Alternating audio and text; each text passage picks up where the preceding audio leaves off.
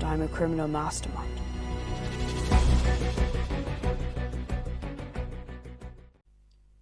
What's up everyone, this is Simon from the Near Nostalgia Cave, and I'd like to welcome you all to the channel.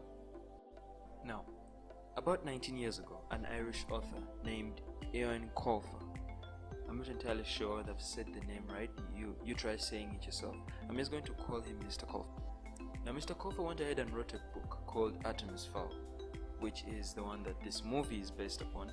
This book took the world by storm. I mean, it is literally one of the best book series I have ever read. I have a very short list of series that I have liked, and that Artemis Fowl is definitely in among the top 5 book series that I have loved. Now, Disney decided to put together a team to transform Colfer's book into a movie, and I had high hopes. I honestly had very high hopes for this movie because, you know, when you see book adaptations like Harry Potter, and then when you hear that one of your favorite series, Artemis Fowl, is going to be turned into a movie, like, you get that high school girl excitement, you know, and then you see this. Most of the reviews on YouTube and every other platform have been professional movie critics, judging the movie on basis of movie things like character build up, plot this, plot that. Most of the people haven't actually read the book, so they are only seeing a one-dimensional aspect of this. This video is going to be a fan's review of the Artemis Fowl movie. We're going to be breaking it down bit by bit, seeing every pro, every con, every inadequacy of the movie. So if you haven't watched the movie and you do not like spoilers, I suggest you pause the video right now, go watch the movie, then come back and watch this and rant with me. Alright, let's get started. The movie kicks off with a very inconsequential scene of the media milling about the Fowl Managate, which I have completely omitted from this because it's, you know, useless and inconsequential. The fun stuff starts when you see Mulch Diggums has been captured by the MI6 and is currently being held at their top secret high security interrogation base.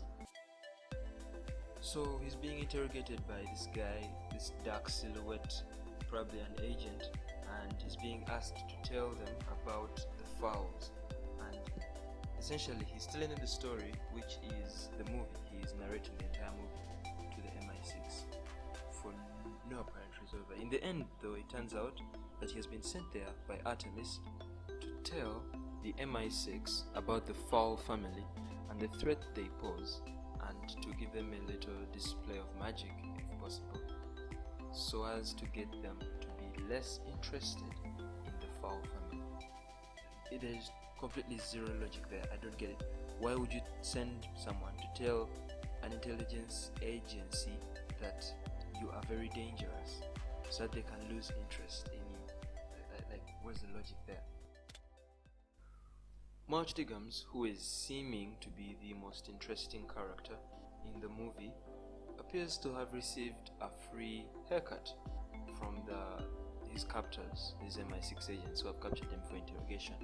His beard has been trimmed, which is preposterous because according to the novels, Mulch Diggum's beards, they're not just hairs, but they actually have nerves within them, which helps him out whenever he's tunneling, because he can now feel the vibrations in the ground and he can sense everything around him, check for the tastiest bugs around, the texture of the soil, the moisture, the content. So given those facts, this little favor that these MI6 agents did to him would have been quite painful. I mean, imagine having your nerves cut off with what's it called? An electric shaver. You know, imagine that pain. So that's illogical.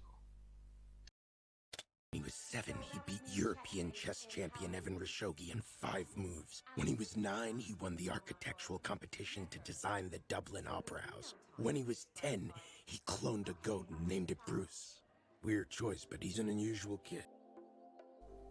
In this scene, our narrator, Mulch Diggums, is trying to build the image that, you know, Artemis is the genius that he is. By the way, this was terribly done. I mean, instead of actually building Artemis as a genius within the movie, This is literally all you're going to see of Artemis being a genius. Like, it stops here. Like, it literally stops only with Marge Diggums saying, yo, Artemis is really smart. Like, you guys, Artemis is the smartest kid you're ever going to meet. Like, this guy disgraces Dexter. He makes Jimmy Neutron look like a deuce. I mean, a couple of scenes later, you're going to see him attempting to do a Sherlock Holmes on his counselor. You know that thing that Sherlock Holmes does where he looks at you head to toe and he can tell you your entire life story. He tries doing that to his counselor's chair, and then when the counselor seems unmoved by that, he pulls a tantrum and runs out of the counselor. Like, what the actual fork is going on with this kid? So anywho, there's two issues with this particular scene. One, his classmates are studying about him. Like, literally everything that March says is being displayed on the projector. When he says cloning a goat, boom, there's a goat on the screen. When he's talking about designing the Dublin Center, there's a Dublin Center on the screen. Like, they are studying him. Two, Artemis Fowl's mom is dead. I'm going to give that a moment to sink in. Artemis Fowl's mom is dead. According to the books, Artemis Fowl's mom is the only link that Artemis has to humanity. She is the only person that he cares for. Her and Butler. But then again, the caring for Butler only comes in later. He develops it. Until then, it's just a mutual respect for his bodyguard. The only person he loves, the only thing that shows that Artemis is a human being, is his mother, because he cares for her. Okay, so next we're meeting Artemis Fowl Sr., the father to Artemis Fowl Jr., and he's at home, clearly, and he's very happy. However, now, there's a twist to this. Artemis Fowl Sr. knows about fairies. Apparently, he left Artemis Fowl Jr. a diary containing all the information and the research that he had done about fairies. But now this is a very illogical bit, because this takes away that bit in the story that would have established this boy genius as an actual genius. In the books, Artemis Fowl Jr., he takes his time and he researches about fairies, and he decodes their entire existence from nothing. He hunts down this old lady in Chomin City, and then he trades her some purifying agents to cleanse her body, and in exchange she gives him her book. Now the book is a certain tiny book that is carried around by each and every fairy, and apparently it contains their entire culture written in it. However, it's in Gnomish. Artemis Fowl did not know Gnomish. Gnomish is the language for gnomes. So Artemis Fowl, on top of uncovering an entire civilization that has coexisted with us under our feet, hidden for thousands of years, he also learns a language from zero. He decodes an entire language, which is not the case with our Artemis Fowl, because what do you know? His dad already spoon-fed him everything he needed to know. Not to mention the fact that there are so many scenes in the trailer that are not in the movie. It's like the trailer and the movie are two entirely different entities. So many bits of the trailer aren't in the movie. Like this part of the woman in Chomin City. It's in the trailer. I was actually looking forward to seeing it, but in the movie, it's not there. They scrapped it out. Like, why?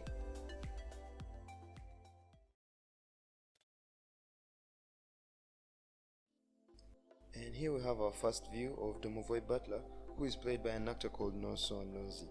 Now, Butler in the novel, he is described as bald, tall, bold, and huge. The bald bit is effective for a butler because hair can be a disadvantage in combat situations. A bad guy could grab your hair and smash you into a wall, which is why Butler trims bald. Additionally, why does the guy have blue eyes? Like, why does Butler have blue eyes? Like, it makes no sense. It is nowhere in the book. I pored over this book over and over again, trying to see whether there's any mention of blue eyes. Oh, and under no circumstances were you to ever call him the Butler, even though his last name was in fact Butler. You could call him Dom, or Domovoy, or very large man in a suit. Okay, I'm sorry, but what the fudge?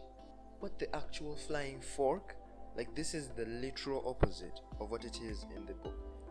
In the book, painful. The butlers are a family of highly trained combatants and bodyguards, and they are attached to the Artemis family. Every Artemis has a butler attached to them. In this case, Artemis Fowl Jr. has Domovoy butler. Now with the butlers, after you undergo extensive and rigorous training under the tutelage of some lady called Madame Ko. It's either Madame Ko or Madame Ko for knockout, I don't know.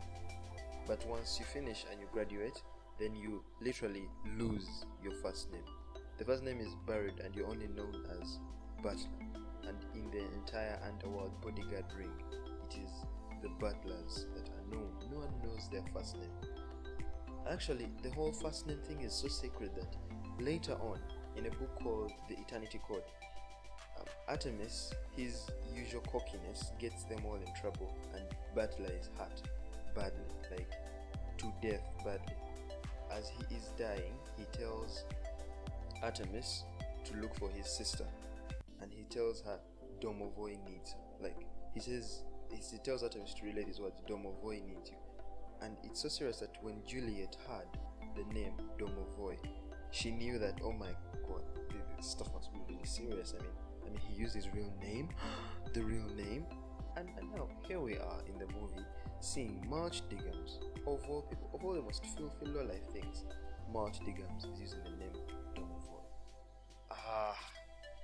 It's just painful. Even I feel guilty using the name Domovoy. I feel like he's going to sneak up behind me somewhere and snap my neck. Artemis Jr., I presume. I have your father. Alright, and here we finally have our first look at the bad guy for the movie. Turns out to be Opal Cowboy. Now, Opal Cowboy is meant to be Artemis Fowl's ultimate enemy because she is meant to be the only person smarter than Artemis and Foley combined. And also, not to mention, she has the resources. She is one evil pixie. But they're bringing her in part 1. I mean, it's okay. I mean, they could write it. I don't know. They could figure out a way to salvage this. Though her voice, the voice that they're using for her, is not exactly nice. But you know, we'll go with it. We'll just go with it. Now, Cowboy calls Artemis and tells him that she has captured his dad. Now, the important bit to pick from this is Artemis's reaction. Just watch this. What? Who is this? Is this a hoax? If you have my father, I want proof. Artemis Fowl is meant to be called calculating, steel, dangerous, witty. He is meant to be the most intelligent thing in this entire series. Look at him. He is melting at the sound of his dad has been captured by Opal Cowboy. Oh, he's in tears immediately. This is not the Artemis Fowl that we want to see. This is not the Artemis Fowl that was in the novel. Novel Artemis Fowl would have kept his calm and figured out a way to be in control of the situation. This guy has just mellowed. They haven't given us a villain. They have given us a Disney princess. This is Cinderella. More to that, we are going to see in the later scene Butler Domovoy showing Artemis Fowl a secret room, apparently his father's secret study, in the house that Artemis has lived in. Artemis, the boy genius, didn't know about a secret room in the house. Like, the Artemis Fowl we know would know about that room and every other room inside the house, and would have everything in Dad's secret workshop catalogued and organized.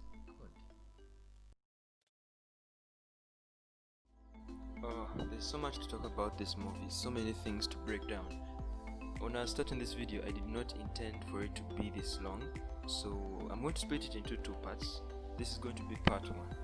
Now, we're going to continue my analysis in part 2 of the video. But before you go, please be sure to let me know in the comments section below which parts of the movie you would not want to be left out in part 2, because I have my analysis, but then you as a fellow reader or a fan, you may also have your bits that you want me to include in the next video. So let me know in the comment section, and yeah, don't forget to subscribe to the channel, like the video, share it with all your other fellow Artemis Fowl fans that you know, and yeah, ciao for now. I rhymed. That was accidental. That was completely